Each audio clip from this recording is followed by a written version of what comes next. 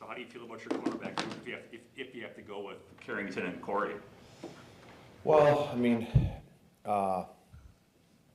anytime you're without starters or elite players, it's going to hurt. But they're going to kick the ball off, and we're going to have to play. So those kids have been doing a good job, filling in and tell you guys all the time. You prepare like you're one play away from being a starter. That's the mindset that we preach. So, who's ever got to go on Sunday will be ready. Joe, that said, we go a couple weeks ago from having champagne problems of how you going to work Eric in with Rasul and Jair to now you don't have Rasul, you don't have Eric, and you probably aren't going to have Jair. How does that affect you in terms of just in a game planning mode of making sure that you're figuring out what's best for these inexperienced guys? I'd be lying to you if I said you're not affected by it, because you are. But bottom line, you gotta. I think it's all in not only our approach as coaches, but then the attitude and the mindset that the player has, and that's what we continually try to preach, that you got to prepare every single day. Like you could play 5 plays or you could play 65 plays. So I think it's a credit not only to the position coaches getting those guys ready to play, but then also the player having the mindset that, if you take the mindset of a backup, you're going to go in and play like a backup. You got to take the mindset that I'm a starter and waiting, and my time could happen at any moment. Joe, has Anthony Johnson been tested? I mean, have you given him a lot on his plate, or have you kept it kind of basic? I mean, do you think you know what you have in him yet? Well, I'd answer that like this. I think and every rookie's different, but in a perfect world, you'd love for when a rookie comes in, to kind of not spoon feed them, but not dual train them. And what I mean by dual training them, whether you play strong safety or free safety or nickel, or if you can just let a guy kind of just hone in on, I'm playing safety. And fortunately, we've been able to do that with Anthony. And I think with a young player and his development going through, their head swimming in OTAs. And then, even through training camp, they're still spinning. And then, once you get into the midpoint of the season, hopefully it starts to slow down a little bit for him. And fortunately for Anthony, he's worked at it, and he's just believed in the progression and the process. But we have been able to kind of not overload him with multiple different positions, because, safeties in this league, they play strong safety, they play free safety. Some guys are able to play nickel. Some guys in dime package are able to play the dime linebacker, and that's what I mean by dual training. We've been fortunate that we've been able to keep Anthony just at that one spot and just let him really focus on that. And now, he had to go out and play 60 snaps for us the other day. So. Go ahead. Pittsburgh's running back, Jaylen Warren's been really effective in the passing game. What added stressors is that for the defense when you have to account for that element? Yeah, I think, honestly, I didn't know a lot about him until, I'd heard about him and kind of seen a little bit of him, but until you really start playing someone and focusing on him, he does, I think Najee is a great back, and this guy's a heck of a compliment. Not only in the passing, he's their second leading receiver. So they do a great job with him, not only just turning and handing the ball off to him, but using him in the passing game. Does a great job in their screen game. He's been a splash play guy for him. We've given you a lot of grief over the years about your run defense. Yeah, I know you have. So now it's time to go the other way. Sometimes well deserved. Sure. But you are, 10th or 11th in yards allowed per carry.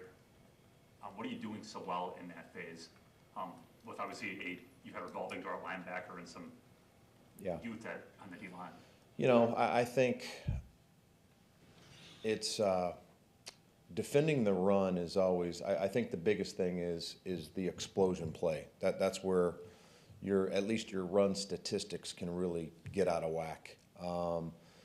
But then also, you know, it's the amount of runs that you defend. You know, I think that's a, you know, you get into games where you're defending a lot of runs. It's hard to just keep, you know, eventually, you know, they get paid too, and they practice also. They're going to pop one. So, but I think we've just been, again, I always give credit to, you know, the position coaches have done a great job. The players have done a great job.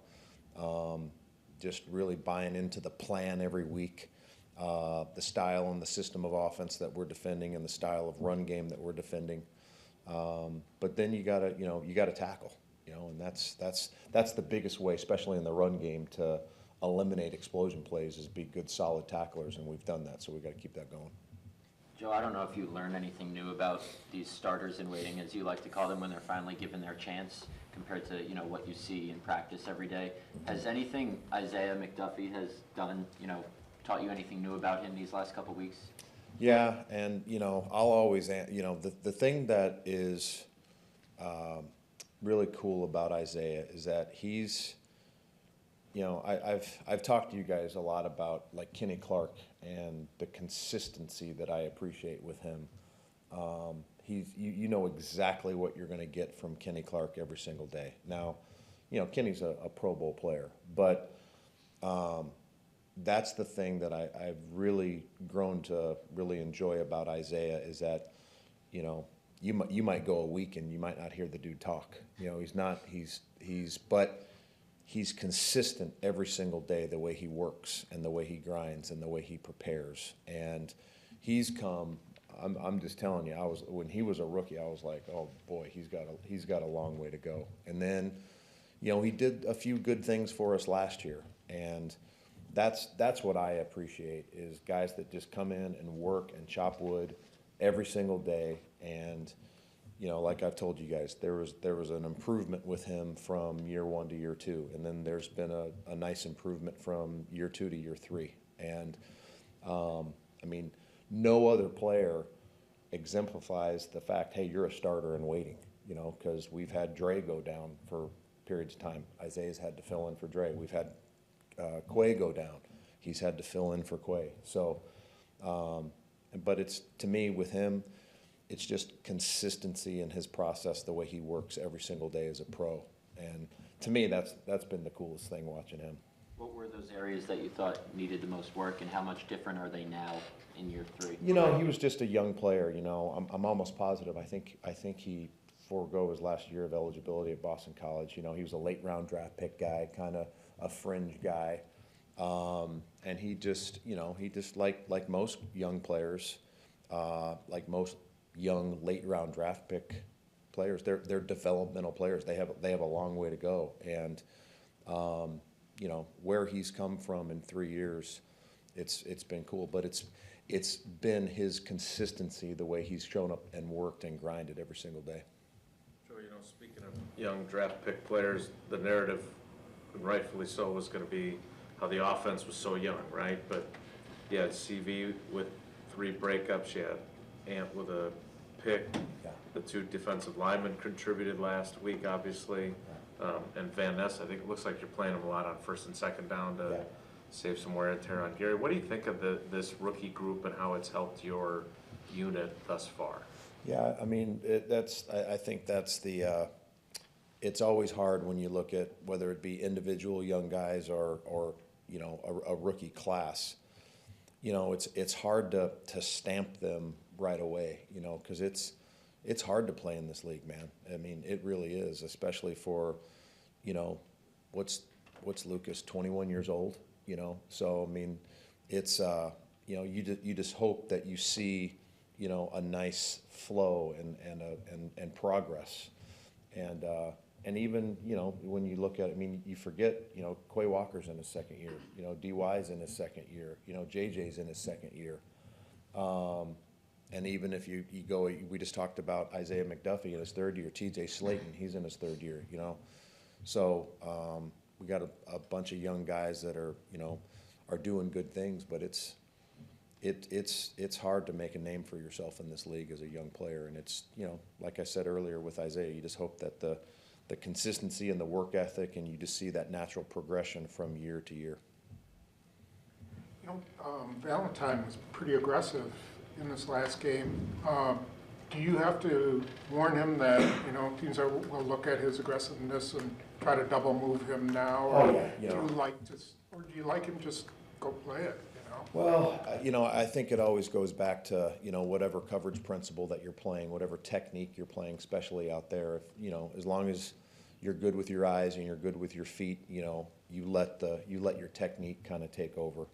And of course, you never want to handcuff a guy from making plays in front of him. But you know, sure, that's the thing about playing corner. It's you know, based on where you're on the ball's on the 20-yard line, you know, you got 80 yards of grass behind you. But of course, you want to make all the plays that are in front of you. So it's a fine line. But then, like I said, you gotta rely on the call, and you gotta rely on your technique, down in and down out.